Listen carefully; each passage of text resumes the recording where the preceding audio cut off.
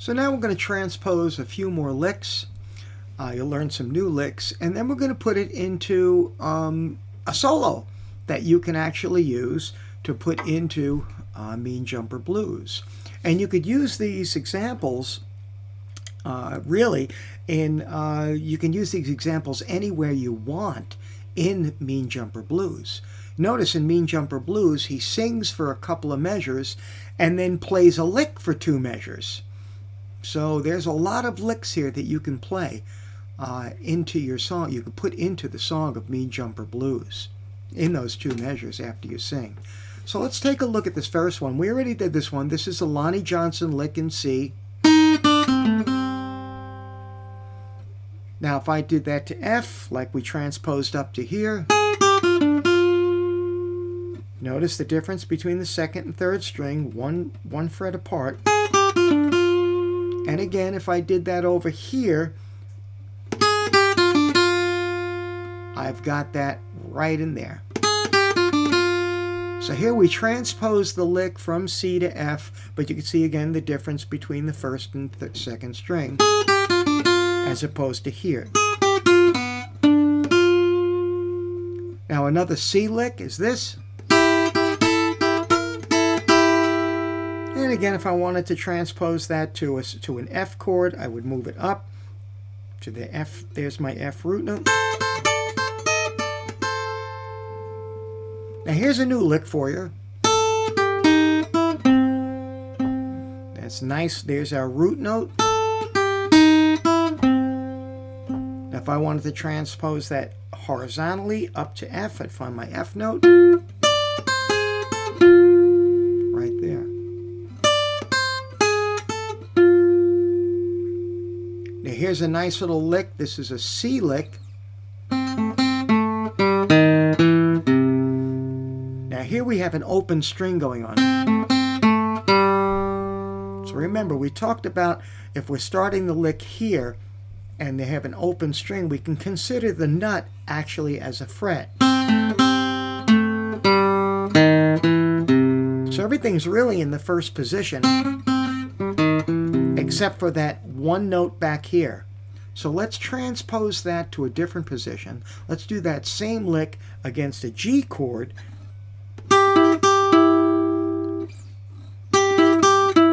Now here we have to compensate for that open string. There's a fret behind our position, so we have to move back with our first finger and then move back again to get the rest of it.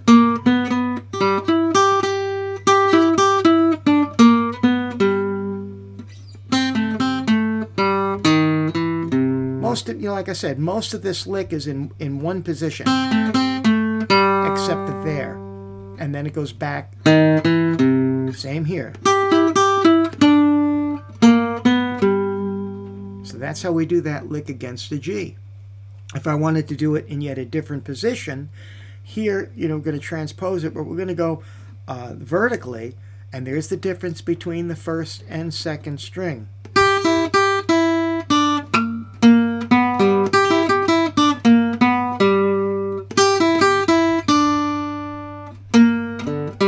Notice that difference, and then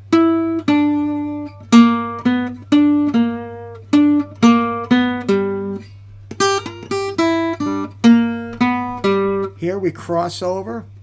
Remember, there's 1 fret difference. There's the difference between the 2nd and 3rd string.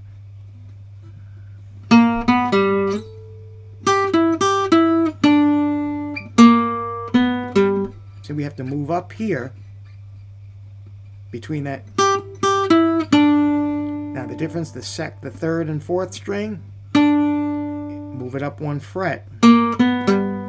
Here,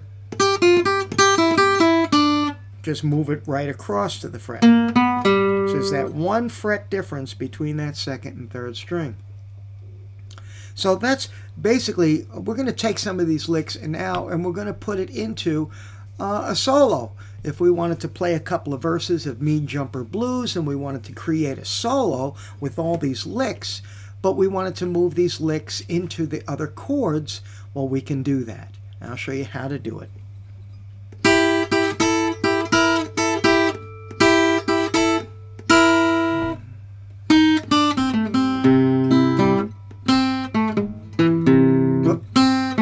There we go. Now let's go into the F chord, but let's do some now transposed licks from C to F. And then we have our next one. And then back to a C lick. Now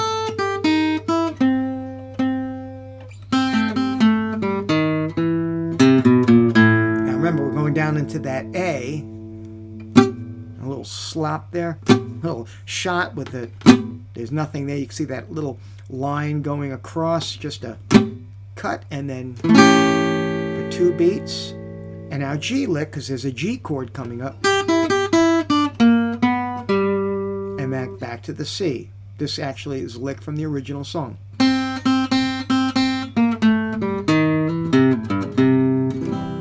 So if I was going to play this straight away,